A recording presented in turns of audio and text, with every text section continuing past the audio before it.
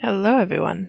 My name is Shadow, and I'll be your entertainer this evening. I'm going to be hopping back into the longing and into another beautiful day in my underground kingdom. A very poetic way of putting it. How very lovely.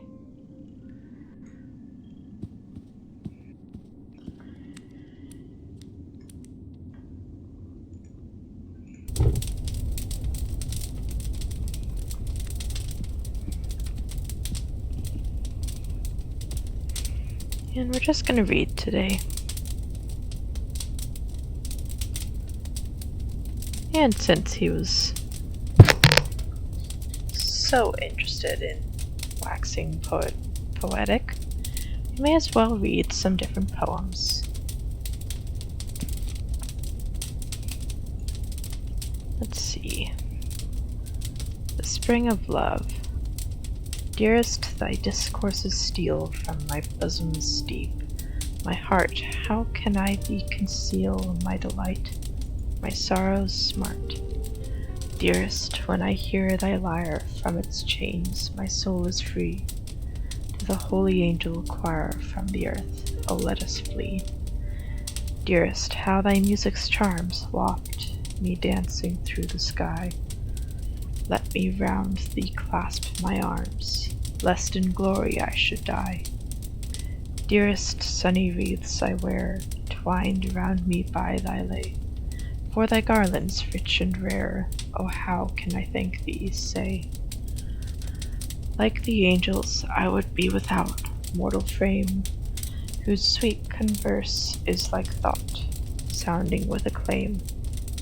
Or like flowers in the dale, like the stars that glow, whose love song's a beam, whose words like sweet odors flow. Or like to the breeze of morn, waving round its rose, in love's dallying caress, melting as it blows. But the love-lorn nightingale melteth not away, she doth but with longing tones chant her plaintive lay. I am, too, a nightingale, songless though I sing. 'Tis my pen that speaks, though ne'er in the ear it ring. Beaming images of thought doth the pen portray, but without thy gentle smile, lifeless e'er are they. As thy look falls on the leaf, it begins to sing, and the prize that's due to love in her ear doth bring. Like a Memnon's statue, now every letter seems, which in music wakes when kissed by the morning's beams.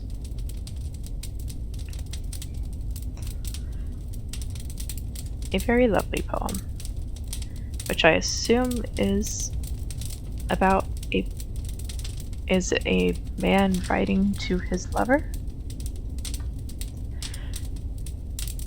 I was actually going for a very different poem today, The Cask of Amontillado, another Edgar Allen Poe story.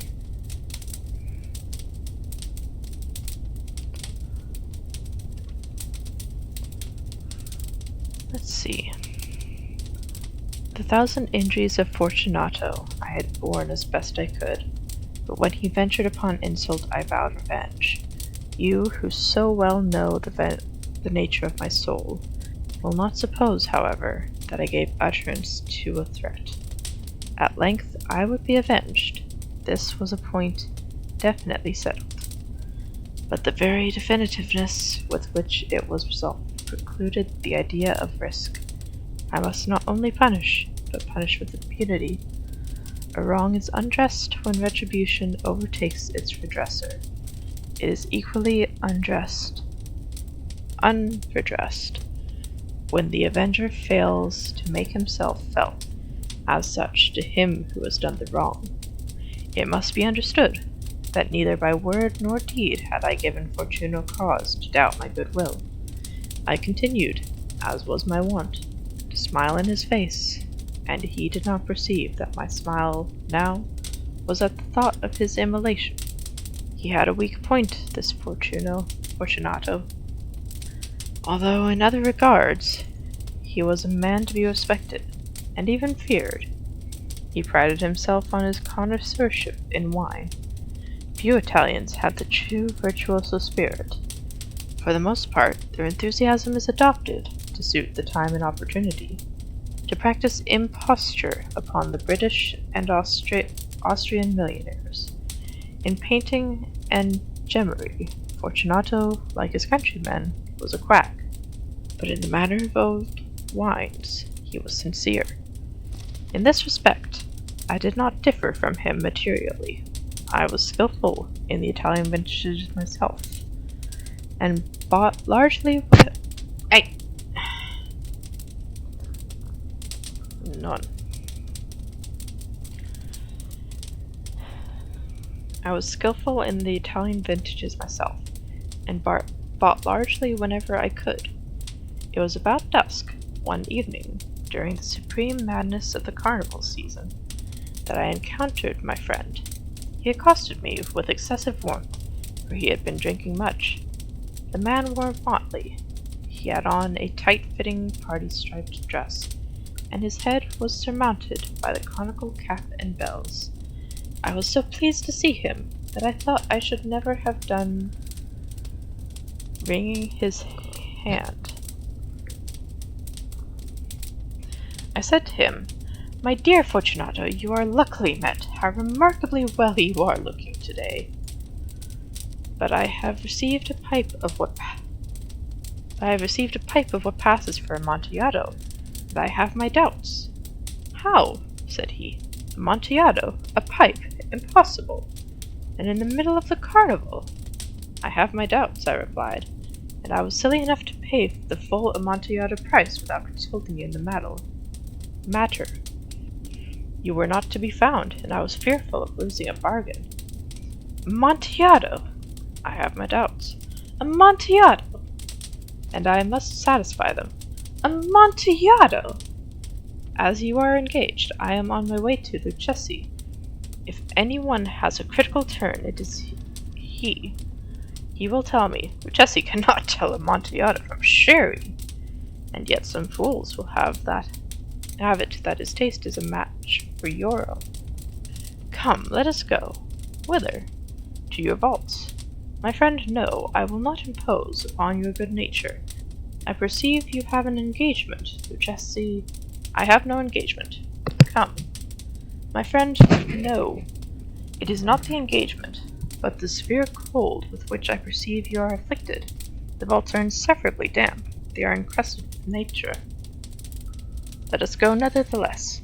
The cold is merely nothing. Amontillado! You have been imposed upon." And as for Lucchesi, he cannot distinguish sherry from Amontillado.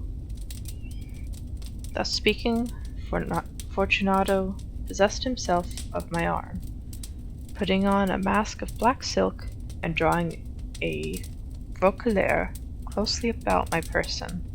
I suffered him to hurry me to my palazzo. There were no attendants at home. They had absconded to make merry in honor of the time. I had told them that I should not return until the morning, and had given them explicit orders not to stir from the house. These orders were sufficient, I well knew, to ensure their immediate disappearance, one and all, as soon as my back was turned. I took from their sconces 2 flambeaux, and giving one to Fortunato, bowed him through several suites of rooms to the archway that led into the vaults. I passed down a long and winding staircase, requesting him to be cautious as he followed. We came at length to the foot of the descent, and stood together on the damp grounds of the catacombs of the Montresors. The gait of my friend was unsteady, and the bells upon his cap jingled as he strode. "The pipe," said he. "It is farther on," said I, "but observe the white webwork which gleams from these cavern walls." He turned towards me, and looked into my eyes with 2 filmy orbs that distilled the rheum of intoxication. "Nitre?" he asked at length. "Nitre," I replied. How long have you had that cough?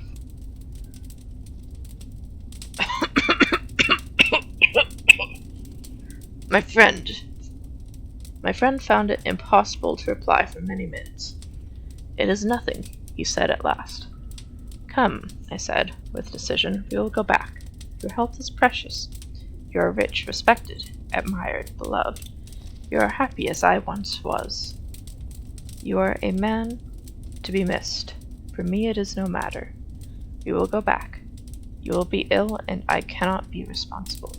Besides, there is Lucchesi. Enough, he said. The cough is a mere nothing. It will not kill me. I shall not die of a cough. True, true, I replied. And indeed I had no intention of alarming you unnecessarily. But you should use all proper caution. A draught of this medoc will defend us from the damps. Here I knocked off the neck of a bottle, which I drew from a long row of its fellows that lay upon the mould. Drink, I said, presenting him with the wine. He raised it to his lips with a leer. He paused, and nodded to me familiarly while his bells jingled. I drink, he said, to the buried that repose around us, and I to your long life. He again took my arm, and we proceeded. These vaults, he said, are extensive.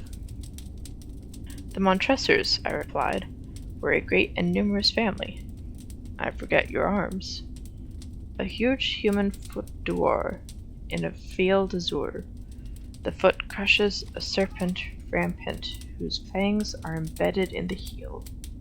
And the motto? Nemo me impune lacessit. Good, he said. The wine sparkled in his eyes, and the bells jingled. My own fancy grew warm with the medoc. We had passed through walls of piled bones. Excuse you.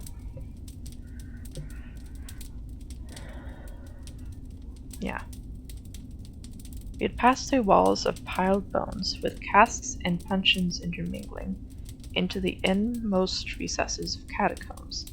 I paused again, and this time I made bold to seize Fortunato by an arm above the elbow. The nitre, I said. See, it increases. It hangs like moss upon the vaults. We are below the river's bed. The drops of moisture trickle among the bones. Come, we will go back, ere it is too late. Your cough. It is nothing, he said. Let us go on. But first, another draught of the medoc. I broke and reached him a flagon of de Grave. He emptied it at a breath. His eyes flashed with a fierce light. He laughed, and threw the bottle upwards with a gesticulation I did not understand. I looked at him in surprise. He repeated the movement, a grotesque one. You do not comprehend, he said. Not I replied. Then you are not of the Brotherhood. How? You are not of the Masons. Yes, yes, I replied. Yes, yes. You? Impossible. A Mason? A Mason, I replied. A sign, he said. A sign. It is this, I answered, producing a trowel from beneath the folds of my roquelaire. You jest, he exclaimed, recoiling a few paces. But let us proceed to the Amontillado. Be it so, I said, replacing the tool beneath the cloak and again offering him my arm. He leaned on it heavily. We continued our route in search of the Amontillado. We passed through a range of low arches, descended, passed on, and descended again. Arrived at a deep crypt in which the foulness of the air caused our flambeaux rather to glow than flame. At the most remote end of the crypt there appeared another, less spacious. Its walls had been lined with human remains, piled to the vault overhead, in the fashion of the great catacombs of Paris. 3 sides of this interior crypt were still ornamented in this manner. From the 4th side, the bones had been thrown down, and lay promiscuously upon the earth, forming at one point a mound of some size. Within the wall thus exposed by the displacing of the bones, we perceived a still interior recess, in depth about 4 feet, in width 3, in height 6 or 7. It seems to have been constructed with no special use within itself, but formed merely for the interval between two of the colossal supports of the roof of the catacombs, and was backed by one of their circumscribing walls of solid granite. It was in vain that Fortunato, uplifting his dull torch, endeavored to pry into the depths of the recess. Its termination the feeble light did not enable us to see. "Proceed," I said. "Herein is the Amontillado. As for Luchesi—" "He is an ignoramus," interrupted my friend, as he stepped unsteadily forward, while I followed immediately at his heels. In an instant he had reached the extremity of the niche, and finding his progress arrested by the rock, stood stupidly bewildered. A moment more, and I had fettered him to the granite. In its surface were two iron staples, distant from each other about 2 feet horizontally. From one of these depended a short chain, from the other a padlock. Throwing the links about his waist, it was but the work of a few seconds to secure it. He was too much astounded to resist. Withdrawing the key, I stepped back from the recess. "Pass your hand," I said, "over the wall. You cannot help feeling the nitre. Indeed it is very damp. Once more, let me implore you to return. No? Then I must positively leave you. But I must first render you all the little attentions in my power." "The Amontillado!" ejaculated my friend, not yet recovered from his astonishment. "True," I replied, "the Amontillado." As I said these words, I busied myself among the pile of bones, of which I have before spoken. Throwing them aside, I soon uncovered a quantity of building stone and mortar. With these materials, and with the aid of my trowel, I began vigorously to wall up the entrance of the niche. I had scarcely laid the first tier of masonry, when I discovered that the intoxication of Fortunato had in a great measure worn off. The earliest indication I had of this was a low moaning cry from the depth of the recess. It was not the cry of a drunken man. There was then a long and obstinate silence. I laid the second tier, and the third, and the fourth. Then I heard the furious vibrations of the chain. The noise lasted for several minutes, during which, that I might hearken to it with the more satisfaction, I ceased my labors, and sat down upon the bones. When at last the clinking subsided, I resumed the trowel, and finished without interruption the 5th, and the 6th, and the 7th tier. The wall was now nearly upon a level with my breast. I again paused, and, holding the flambeau over the mason-work, threw a few feeble rays upon the figure within. A succession of loud and shrill screams, bursting suddenly from the throat of the chained form, seemed to thrust me violently back. For a brief moment I hesitated. I trembled. Unsheathing my rapier, I began to grope with it about the recess. But the thought of an instant reassured me. I placed my hand upon the solid fabric of the catacombs, and felt satisfied. I reapproached the wall. I replied to the yells of him who clamored. I re-echoed. I aided. I surpassed them in volume and strength. I did this, and the clamorer grew still. It was now midnight, and my task was drawing to a close. I had completed the 8th, the 9th, and the 10th tier. I had finished a portion of the last and the 11th. There remained but a single stone to be fitted and plastered in. I struggled with its weight. I placed it partially in its destined position. But now there came from out the niche a low laugh that erected the hairs upon my head. It was succeeded by a sad voice, which I had difficulty in recognizing as that of the noble Fortunato.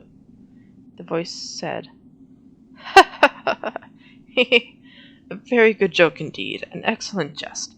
We shall have many a rich laugh about it at the palazzo. Ha ha ha. Over our wine. The Amontillado, I said. Yes, the Amontillado.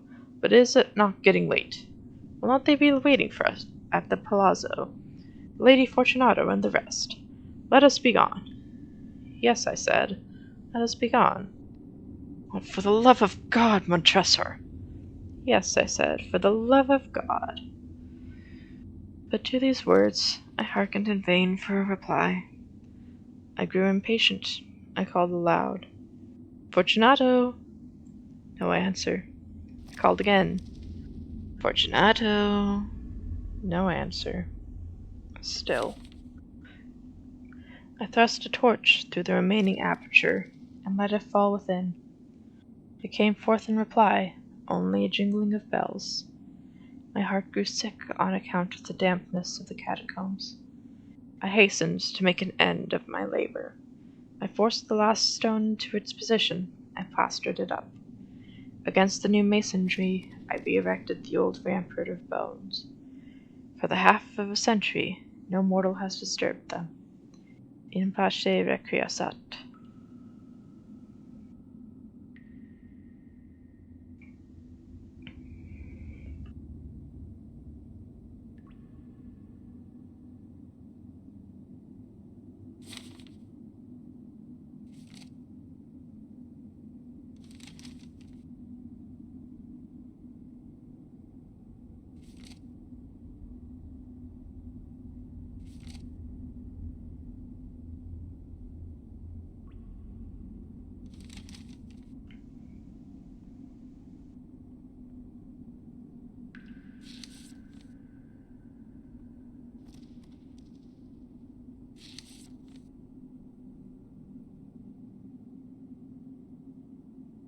There it is. I want to look up what that means real quick. I don't think I ever have. Because I know I've read this at least once before, but I don't know what it means.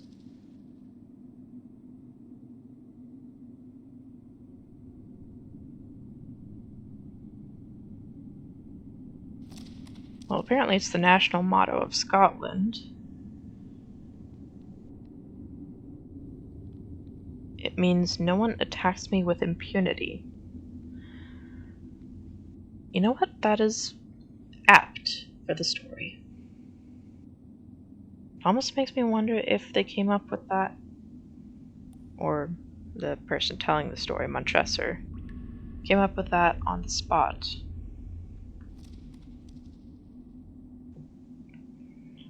But yeah, so that is the Cask of Amontillado. In pace requiescat.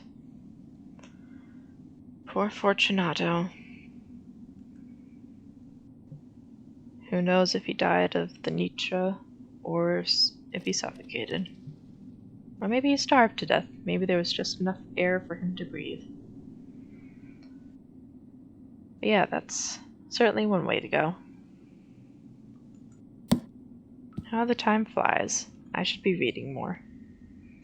We'll certainly get to read a bit more over the next few days. But for now, that is going to be it for today. Thank you guys for joining me, and I hope you enjoyed the story.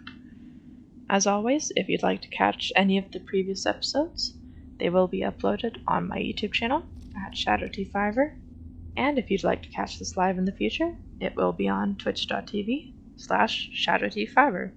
Thank you for joining me, and I'll see you next time.